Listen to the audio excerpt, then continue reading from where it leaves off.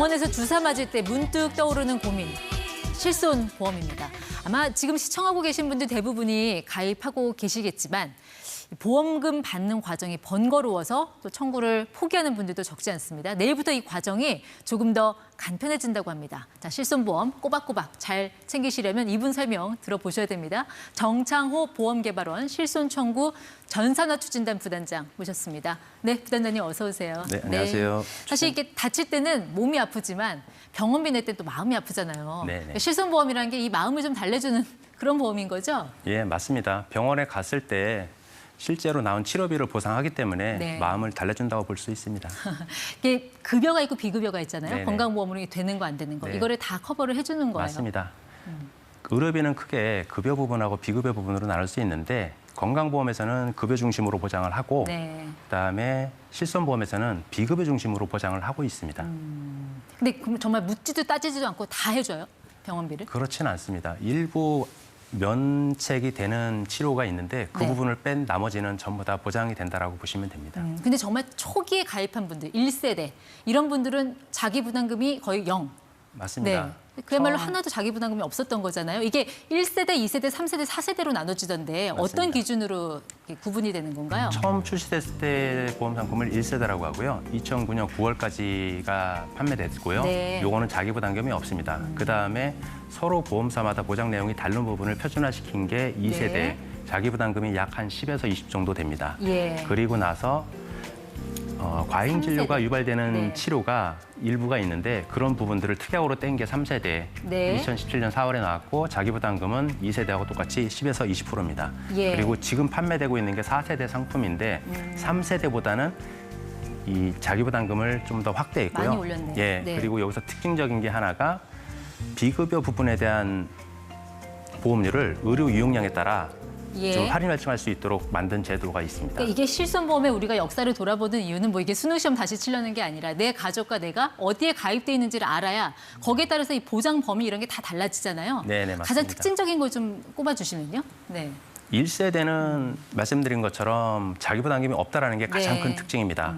그리고 2세대는 회사마다 내가 어디에 가입했는지 비교할 필요 없이 똑같은 보장을 하고 있는 게 전부 다 2세대고요. 예. 그다음에 3세대는 도수 치료나 MRI, 자주 가는 질환에 대해서는 네. 별도로 관리하겠다라는 목적이 들어간 게 3세대 보험입니다. 거기서 많이 손해율이 나오니까 좀 과잉 청구 이런 게 많으니까 그걸 맞습니다. 따로 특약으로 떼어내서 맞습니다. 돈 내고 손해율이 해라. 높기 네. 때문에 따로 떼서 그 부분만 손해율이 높은 만큼 보험료를 더 올려주겠다라는 네. 게 이제 3세대. 근데 3세대를 우리가 착한 실손이라고 했잖아요. 네. 왜 착한이라고 했었죠, 그때?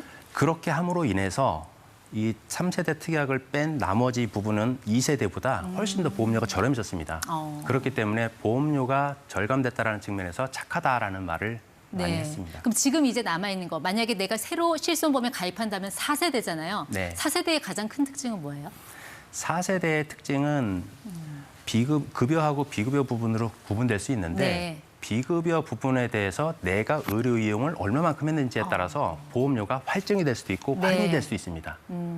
마냥 오르는 그런 부분은 아닙니다. 그러니까 본전 뽑으려고 막 많이 하고 또 과잉 청구하는 그런 환자들의 어떤 맞습니다. 모럴 해저들을 막자라는 취지에서 맞습니다. 4세대가 나왔다고 보면 되는 본전 거예요. 뽑으려고 의료 이용이 네. 많이 하면 그냥 똑같은 보험료를 내는 게 아니라 그만큼 내가 활증된 보험료를 그 다음에는 갱신할 때 내야 되는 겁니다. 네, 그러니까 1세대에서 4세대로 갈수록 자기 부담금은 높아지는데 네. 그럼 보험료는 뭐 더 낮아져요? 어떻게 돼요? 자기 부담금이 높아진다는 얘기는 보험사에서 보장하는 부분이 축소된다는 그렇죠. 얘기고 그 네. 축소된 만큼 보험료는 낮아질 수밖에 없습니다. 그러니까 실제 사례로 어느 정도 낮아집니까? 4세대로 가게 되면은? 1세대 기준으로 한 5만 천 원 정도 되는데 네. 2세대, 3세대로 거듭할수록 한 70% 수준으로 떨어지고요. 마지막에 3세대와 4세대의 갭 차이는 네. 남자 40세 기준으로 한 예. 70% 정도로 낮아집니다. 아, 그래도 월 보험료인 거죠? 월 실손 보험료. 네, 맞습니다. 40대 남성 기준이니까 저 정도인데 예를 들어 한 65세 정도 되면 이게 나이에 따라서 또 올라가잖아요. 맞습니다. 예를 들면 한 65세 정도 되면 월 보험료 한 얼마 정도로 예상하면 됩니까? 월 보험료로 한 20만 원 정도 됩니다. 몇 세대 왜냐하면 가입자가요? 2세대 기준으로 2세대 기준으로? 2세대 예. 기준으로 65세가 됐을 때는 3만 천 원이 아니라 20만 원 언저리까지 올라갈 수 있습니다. 네, 그거 뭐 65세 됐는데 한 월 20만 원 내려면 그게 굉장히 큰 부담이잖아요. 네네. 그러니까 지금 1세대, 2세대 가입자들은 아마 고민을 하실 거라고요. 네네. 지금 4세대로 갈아탈까 말까? 어떻게 해야 됩니까? 만약에 제가 앞으로 의료 이용을 많이 할 것 같다. 네. 근데도 2세대 보험료 부담을 의료 이용량으로 보상받는 부분이 많다라고 가정하면 네. 그대로 유지하는 게 맞고요. 그냥 보험료만 꾸준히 비싼 보험료를 내고 있다라고 하면 예. 그냥 4세대로 갈아타가지고 보험료를 낮추는 게 훨씬 네. 더 도움이 될 수 있습니다. 저 같은 경우는 이제 1세대 가입자인데 그게 80세까지가 만기더라고요. 네네. 근데 저는 너무 건강하게 태어난 게 걱정인 사람이라 네. 한 100살까지 살 것 같아요. 그러면 어떻게 해야 되죠? 80세까지 만기면 그다음부터 어떻게 해야 돼요? 100세까지 보장받고 싶으면? 지금 현재 보시기에 건강하신 것 같은데 그냥 네. 그대로 1세대 상품을 유지시켜 놓고 네. 그때 가서 끝났을 때 당시 판매하고 있는 실손보험으로 바로 예. 갈아타시면 됩니다. 아, 근데 실손보험 가입자들 중에서 청구하지 않는 사람들, 네. 병원 가고도 청구하지 네. 않는 사람들이 절반이 넘는다면서요. 이분들은 예. 왜 돈 안 받아가는 거예요? 가장 큰 이유가 네. 청구 과정이 불편해서였습니다. 아, 근데 그게 왜냐하면- 좀 바뀐다면서요. 많이 네, 간편해진다면서요. 예. 그 불편한 청구 과정 중에 병원에 가가지고 청구 서류를 떼야 되고 청구서 작성하고 보험사에 제출하고 이 네. 일련의 과정들이 너무 복잡해서 앞으로는 10월 25일부터 네. 실손24라는 앱을 통해서 그 일련의 과정을 한 모바일에서 처리할 수가 있습니다. 그렇게 그냥 병원에 안 가도 되는 점, 그것만 좋아지는 거예요? 그렇진 않습니다. 보통 청구하는 방법이 여러 가지가 있는데 네.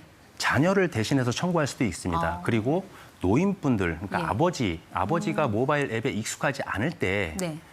또 모바일을 이용해서 청구할 필요가 있습니다. 네. 그때 필요한 게 자녀 청구, 제3자 청구 제도라는 게 마련되어 있습니다. 네. 그 부분을 이용하면 굳이 자녀나 노인분들이 직접 청구하지 않고 대신 청구를 가능하게 할 수가 네, 있습니다. 그러니까 이 모바일 앱이라는 게 어르신들이 쓰기에는 조금 거부감이 있을 수 있으니까 네, 그런 네. 방법도 만들어놨다라는 맞습니다. 거군요. 네. 근데 결국은 이제 이 실손보험의 가장 큰 문제점이 늘 나오는 게 이 과잉 청구, 네. 병원 측의 어떤 모럴 해저드, 그리고 또 네. 환자들의 또 일부 부도덕한 행위들이잖아요. 네. 이거를 좀 막아서 좀 선량한 피해자가 안 나올 수 있는 그런 방법은 좀 어떤 걸 좀 찾고 계세요?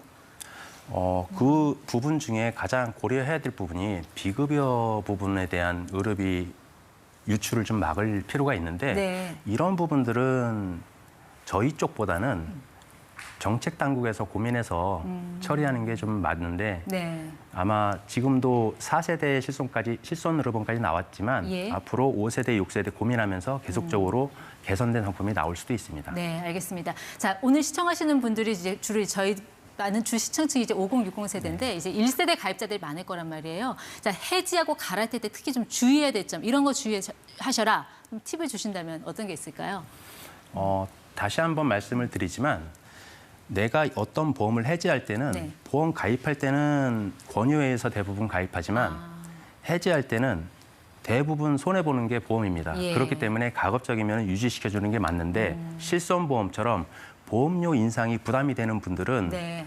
내가 얼마만큼 의료 이용량을 예. 하는지에 따라서 갈아탈지 말지를 심도 있게 네. 고민할 필요는 근데 있습니다. 해지하고 또 새로 가입하려고 해도 안 받아주는 경우도 또 있잖아요. 맞습니다. 네. 어떤 경우 안 받아줍니까? 고혈압이나 당뇨가 있으면 일단 일반적인 보험 상품으로는 가입을 할 수가 없고요. 네. 그럴 경우에는 간편고지 상품이라고 네. 그런 기왕증을 가진 사람들을 가입시켜주는 보험 상품이 있습니다. 알겠습니다. 꼼꼼히 따져보고 결정을 할 맞습니다. 문제다. 예, 예. 네.